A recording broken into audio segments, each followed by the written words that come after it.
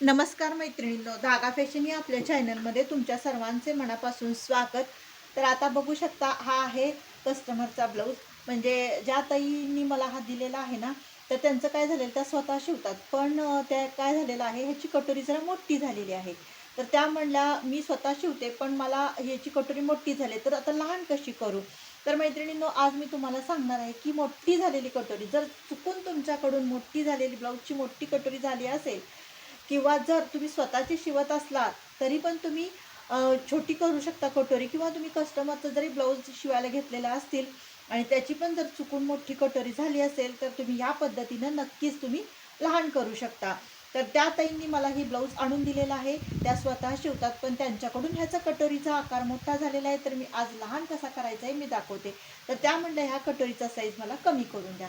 तर मैत्रिणींनो, म्हटलं तुमच्याबरोबर हा व्हिडिओ शेअर करावा, जेणेकरून तुम्हाला याचा फार खूप छान असा उपयोग होईल. तर चला मैत्रिणींनो, आपण वेळ न वाया घालवता करूया सुरुवात.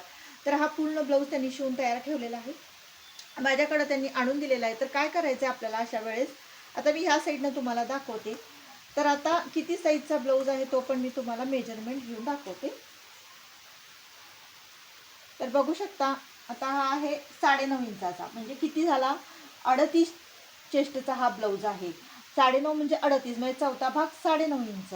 तर आता ह्याची कटोरी किती हवी, तर बघू शकता तुम्ही, ही कटोरी आहे 6.25 इंच. साधारणतः ही कटोरी आपल्याला पाहिजे 5.5 इंच, कारण आपल्याला नंतर वाढवायचं असतं, ही वाढीव कटोरी असती. ही कटोरी कच्ची असते, त्याच्यावरनं आपल्याला वाढवायची असती. तर ही साधारणतः तयार ना, जास्तीत जास्त, आता ही तुम्ही बघू शकता 6 आहे, तर वाढवल्यानंतर आपलं पूर्ण टक्समध्ये जातं कापड. तर आता ही साधारणतः आपल्याला तयार 5.5 इंच यायला हवी होती, तर ती त्यांची किती आलेलं आहे, 6.25 इंच आलेली आहे. बघू शकता तुम्ही, म्हणजे 6.25 इंच हिंची कटोरी तयार आलेली आहे. तर साधारणतः ही 5.5 हवी होती, कारण इथं त्यांना फारच मोठा असा आकार वाटतो आणि पूर्ण चेस्टला कटोरी व्यवस्थित बसत नाही. बरेच वेळा काय होतं, चेस्ट जरी त्यांची 38 असेल, तर बरेच वेळा कटोरीचा जो साईज असतो तो कमी असतो, त्यामुळे कटोरी बऱ्याच वेळा बसत नाही, लूज बसते. तर त्यावेळेस आपल्याला काय करायचं आहे, तर आपल्याला काय करायचं आहे, पूर्ण इथून आपल्याला एक ऑप्शन असतं, दोन ऑप्शन असतात. एक तर पूर्ण ही कटोरी उसवायची, इथलं सगळा भाग उसवायचा आणि मग जोडायचं, पण त्याला खूप वेळ लागतो आणि बऱ्याच वेळा कापड पण फिसकू शकतं किंवा खराब होऊ शकतं. आणि आपल्याला जर खूप कमी वेळ असेल आपल्याकडं आणि जर पटकन आपल्याला ही गोष्ट हवी असेल की कमी करून, तर काय करायचं आहे, तर इथून जर आपण धरायला गेलो तर इथं गळा कमी होऊ शकतो. बघू शकता, तुम्हाला मी दाखवते अगदी. इथून जर कमी करायला गेलं तर गळा कमी होऊ शकतो. तर त्यासाठी काय करायचं आहे आपल्याला, नेहमी लक्षात ठेवा, कटोरी अशी करून घ्यायची आहे, तुम्ही बघू शकता. तर आता मी उजव्या साईडचं कटोरीचं तुम्हाला दाखवते. आणि इथून 5 इंच घ्यायचं, वरून आपल्याला कमी घ्यायचं आणि आपल्याला अर्धा इंच कटोरी कमी करायची. तर जिथं मधला भाग आहे ना, तिथं आपल्याला जास्त घ्यायचं आहे. म्हणजे इकडं 5 इंच, इकडं 5 इंच, म्हणजे टोटल अर्धा इंच आपली कटोरी कमी होती. म्हणजे आणि इथं कमी कमी करत यायचं आहे.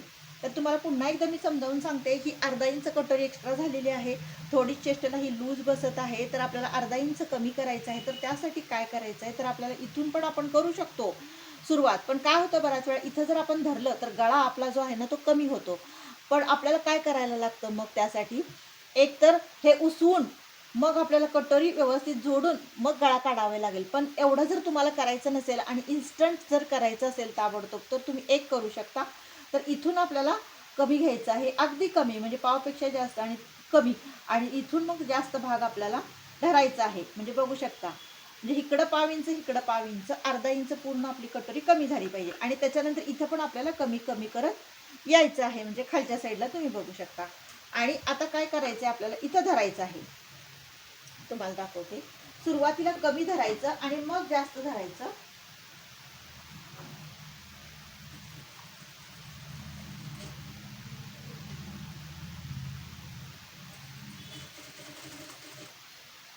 तर असं शिस्तीत शिस्तीत मारा, कारण तयार झालेली कटोरी असती, आपल्याला व्यवस्थित टीप मारताना प्रॉब्लेम येतो, कारण ते व्यवस्थित सरकवून वगैरे आपल्याला शिस्तीत असं काम करायला लागतं, नाही तर एखादी चून किंवा झोळ येऊ शकतो.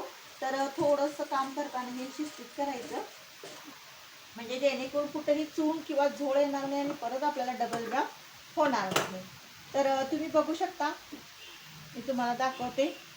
तर आता मी काय केलेलं आहे, इथं मार्किंग करून तुम्हाला दिसतच असेल, इथून मी कमी कमी करत इथं कमी घेतलेलं आहे आणि परत इथं वाढवत वाढवत मी इथपर्यंत आणलेलं आहे कटोरीचा टक्स.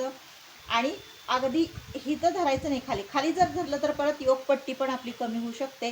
त्यामुळे इथंच आपल्याला जोडून टाकायचं आहे, म्हणजे खालीपर्यंत आणायचं नाही. तर अशा पद्धतीने दुसऱ्या पण साईडची आपल्याला कटोरी करून घ्यायची आहे त्याच पद्धतीने. तर बघू शकता पाठीमागच्या साईडला कुठंही झोळ वगैरे तुम्हाला दिसतो का? तर अगदी क्लिअर कट व्यवस्थित आलेला आहे, कुठंही झोळ नाही, काही नाही, प्लेन व्यवस्थित आलेला आहे, दिसतच असेल तुम्हाला. तर फक्त आपल्याला मधला जो आपला पोर्शन असतो ना तिथं आपल्याला जास्त भाग धरायचा आहे आणि इथे सुरुवात आणि शेवट आपल्याला कमी कमी करत यायचं आहे. म्हणजे जसं की आपण टक्स घेताना सुरुवातीला जास्त घेतो आणि मग कमी करतो, त्या पद्धतीनं आपल्याला इथं कमी घेऊन मध्ये जास्त घेऊन परत आपल्याला कमी करायचं आहे. तर ती एक पद्धत झाली. आणि जर तुम्हाला असं नको असेल तर तुम्हाला एक करावं लागेल, पण त्याला खूप वेळ लागतो. दुसरं म्हणजे तुम्हाला हे पूर्ण बुसवायला लागेल. हा भाग तुम्हाला दिसत असेल म्हणजे जिथं आपली कटोरी आहे, आणि हा पूर्ण गोट उसवून मग तुम्हाला इथे कटोरी धरावी लागेल अशी, आणि मग खालीपर्यंत तुम्हाला टीप मारून घ्यावी लागेल अशी शेवटपर्यंत. आणि मग तुम्हाला थोडासा गळा काढून मग तुम्हाला असं व्यवस्थित शेप द्यावं लागेल. पण त्यासाठी तुम्हाला बराच वेळ लागेल, कारण हे हुक लूक केलेले असतात, परत ते उसवा, परत ही गोटपट्टी जी असती ना ती उसवा, आणि मग त्याच्यासाठी खूप आपला वेळ जातो. आणि बऱ्याच वेळा जर कस्टमरला आपल्याला ताबडतोब द्यायचं असतील तर अशामध्ये वेळ घालवण्यापेक्षा तुम्ही अगदी ताबडतोब अशा पद्धतीनं जरी फिनिशिंग सहित व्यवस्थित शिस्तीत आपण टीप जर मारली तर अजिबात काही प्रॉब्लेम येणार नाही. आणि जे एक्स्ट्राचं आपल्याला कापड वाटतं ना ते तुम्ही कट पण करून टाकू शकता, काही प्रॉब्लेम येत नाही, हे कट करून टाकू शकता. आणि जर खूपच जर जास्त झोळ येत असेल किंवा कटोरी प्रमाणापेक्षा तुमची जास्त झाली असेल तर एक दुसरं पण ऑप्शन आपल्याकडे आहे. म्हणजे ह्यालाच आता हे तुम्ही धरून झालेलं आहे, आणि बरेच जणांना काय असतं की इथं वगैरे काय नको असतो करायला, तर त्यावेळेस काय करायचं, इथं ज्यांना हवं आहे तिथं तुम्ही कटोरी कमी करू शकता. पण बऱ्याच वेळा काय होतं की कस्टमरला इथं नको असतं, तर त्यावेळेस तुम्ही काय करा, इथून जिथून आपला बाबा भाईला व्यवस्थित आहे, पण जर समजा चेस्टला थोडंसं जास्त होत असेल तर आपल्याला इथून एक 1 इंच अंतर ठेवून टीप मारून घ्यावी लागेल. बघू शकता तुम्ही अशा पद्धतीने. जर कस्टमरला इथं नको असेल तर तुम्ही इथे ह्या पद्धतीने टीप मारून घ्या. तुम्हाला दिसत असेल, बघू शकता ही अशा या पद्धतीने हे असं मार्किंग केलेलं आहे ना, अशा ह्याच्यावरून तुम्ही आता भाईला तर हे व्यवस्थित आहे, भाईला काही प्रॉब्लेम नाही आहे. मग भाईच्या इथनं सरळ यायचं, इथून टीप घेत घेत घेत, म्हणजे जी पहिली टीप आहे ना त्याच्यावरूनच यायचं. आणि नंतर आपल्याला काय करायचं आहे, इथून तुम्ही बघू शकता मुंडा जिथं मुंडाचं पॉईंट आहे तिथून आपल्याला असं थोडासा थोडासा फुगीर शेप घ्यायचा आहे. आणि जेणेकरून तुम्ही बघू शकता अशी टीप आपल्याला मारून घ्यायची आहे.